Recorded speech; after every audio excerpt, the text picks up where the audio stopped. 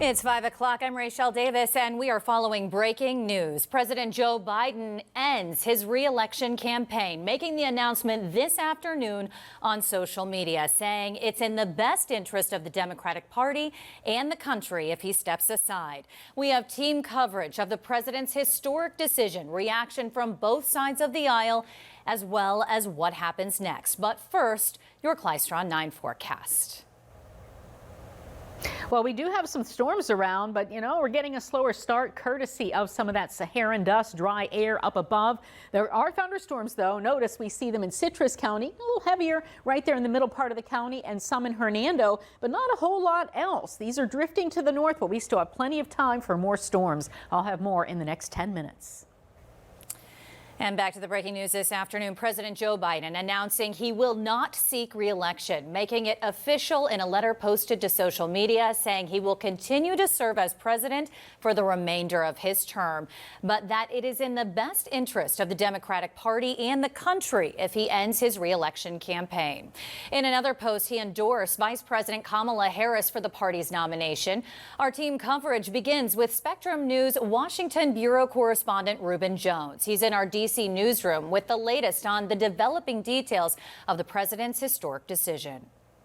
After pushing from some within his own party, President Joe Biden announced Sunday afternoon in a letter he will not seek re-election, saying it has been the greatest honor of my life to serve as your president, and while it has been my intention to seek re-election, I believe it is in the best interest of my party and the country for me to stand down and to focus solely on fulfilling my duties as president for the remainder of my term. He says he will continue to serve as president for the remainder of his first term. Now, as for who might replace him, in a separate post on social media, Biden says he endorses Vice President Kamala Harris to be the Democratic nominee for president, saying, "Democrats, it's time to come together and beat Trump. Let's do this." Biden also touted the accomplishments of his first term in that letter, announcing he wouldn't seek re-election, saying, "We've made historic investments in rebuilding our nation," pointing to work on health care, climate legislation, and gun safety legislation. And he ends his letter saying, "I believe today what I always have, that there is nothing America can't do when we don't do it together. We just have to remember we are the United States of America." Now, keep in mind, Biden still has COVID-19, but Biden says he will speak to the nation later this week in more detail about his decision not to run. In Washington, Ruben Jones, Spectrum News. And as you can imagine, this news is causing a big stir among our national leaders and those with close ties to the president. Vice President Kamala Harris responded to Biden's decision to drop out and his decision to endorse her. As Vice President Harris says, quote, "I am honored to have the president's endorsement, and my intention is to earn and win this nomination. Over the past year, I have traveled across the country talking with Americans about the clear choice in this momentous election. And that is what I will continue to do in the days and weeks ahead," end quote. She also says she will do whatever she needs to do to unite the Democratic Party and unite the party and the U.S. Barack and Michelle Obama sending out a lengthy statement over Biden's announcement. The former president talking about when he chose Biden as his vice president 16 years ago. It does not, interestingly, however, endorse anyone for president. Former President Bill Clinton and Hillary Clinton also putting out a statement, but it's different than the Obama statement. They actually endorse Kamala for president, following along with Joe Biden's announcement. On the Republican side, Senator Mitch McConnell and House Speaker Mike Johnson are issuing their own statements on the matter. McConnell slamming Washington Democrats, saying they are not any more capable than the president at delivering secure borders, safe streets, and stable prices that working families deserve. Also, House Speaker Mike Johnson responding, saying on X, in part, quote, "The party's prospects are no better now with Vice President Kamala Harris, who co-owns the disastrous policy failures of the Biden administration," end quote. Spectrum Bay News 9's Matt Lackritz continues our team coverage live in the studio for us tonight. And Matt, we're hearing both local Democrats and Republicans today talking about what President Biden's dropping out means for the presidential election. Tell us more about that. After serving in public office as a senator, vice president, and currently as the United States president, Joe Biden announced he will not seek re-election, Since the debate between him and former President Donald Trump, many Democrats have been pushing President Biden not to run for re-election. Speaking with 2 of Bay News 9's political analysts in Bob Buckhorn and April Schiff, they say this creates a lot of uncertainty about who the nominee for Democrats will be.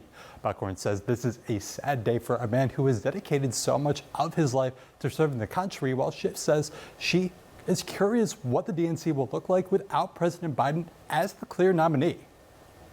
I'm just sad for the president. 50 years in public life, a stellar track record as the president of the United States, moved the needle more so than most administrations could do in 8 years. But at the end of the day, he just couldn't beat Father Time. It hasn't really happened in a long, long time, if ever, that we've done this. So an open convention, a brokered convention, whatever you might want to consider happens, it'll be very interesting, and it could be somewhat chaotic, I would think. President Biden has endorsed Vice President Kamala Harris to run in his place, but it's not a guarantee that she will be chosen. President Biden has already won a majority of delegates. They'll be released from their commitment to him and will then choose the nominee for Democrats in the presidential election. In studio, Matt Lackritz, Spectrum News. Thank you, Matt. We're also getting reaction from our local leaders. Tampa Mayor Jane Castor posting this on X saying, quote, President Biden today demonstrated his character and patriotism, putting our country first. He has delivered for Tampa, and I am grateful for his extraordinary public service and leadership. On the other side of the Bay, Mayor Ken Welch issuing a statement commending President Biden for his lifetime of public service and the work he says he's done for the American people. He says he is thankful for Biden for doing what is best for our nation.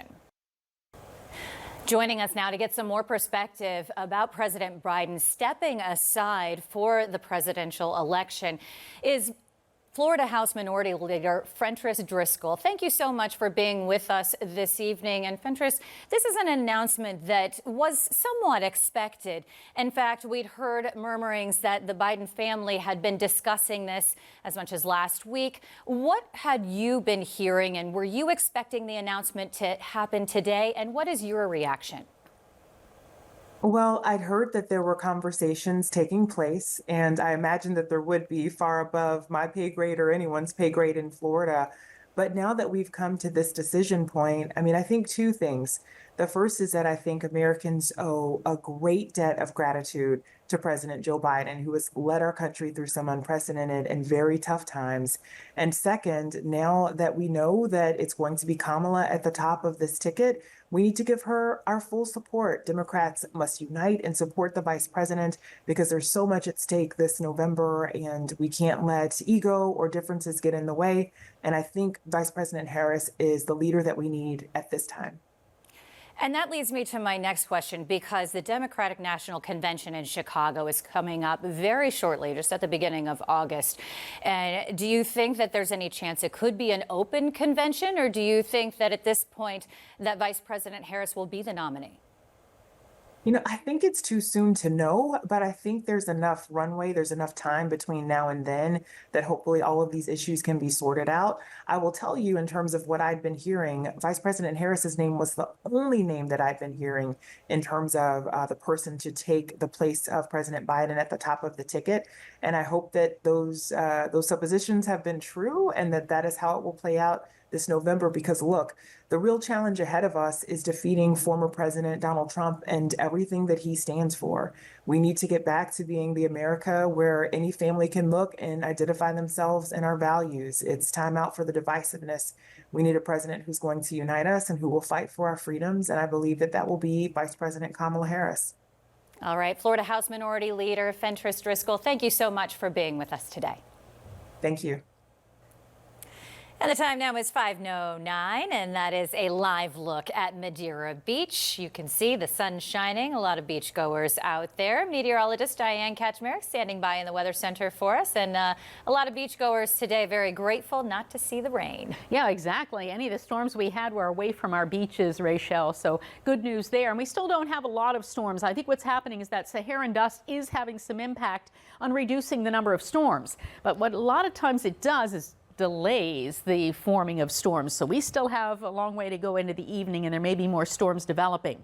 So right now we're seeing across Citrus and Hernando counties. And notice, even in the last 30 minutes, thunderstorms are just randomly popping up across Hernando County. We have outflow boundaries going on. We still have a sea breeze boundary trying to make its way inland. So I still expect we have a good 5 more hours where there is a chance for showers and storms. When they pop up, they're drifting northward. They're not moving as fast as they were earlier. Steering winds are lightening up, but across Citrus and Hernando, popping up and moving northward. So keep an eye on Clystron 9 because very quickly when these form, there's a lot of lightning with these.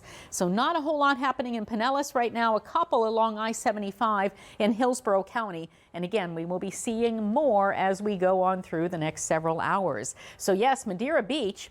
We see some people on the beach. Maybe a lot of people have already left. It's been quite warm, close to 90 degrees, and that dew point, 81 for a dew point. But notice the skies. Yes, we have some clouds out there, but we do have that Saharan dust, which is really creating a lot of haze. So that's why the visibility is kind of down. It looks like filtered sunshine at times. That is that coming from all the way over the Sahara in Africa, across the Atlantic, and got pushed up into our state. I think it will be thinning out as we head into tomorrow, so less of an impact. But since we don't have a lot of storms, it's still plain old hot. Heat index 104 in Tampa, 104 in Bradenton. It feels like 107 in Lakeland and 107 in Inverness. And without widespread storms, it's going to stay hot all the way into the evening until you get storms cooling you down. So over the next couple of hours, not a whole lot, but I still think the sea breezes as we head into the evening can produce more showers and storms, and then they'll get pushed back toward the coast in kind of a northwest fashion. So we still have opportunities again through the rest of the evening. 79 degrees in our overnight. It will be dry after midnight and really humid. Afternoon thunderstorms for Monday. So we warm up at the beginning of the day. Again, 93, 95 in inland spots, and that heat index over 105. We'll check out the 7-day the next 10 minutes. Now here's Clystron 9.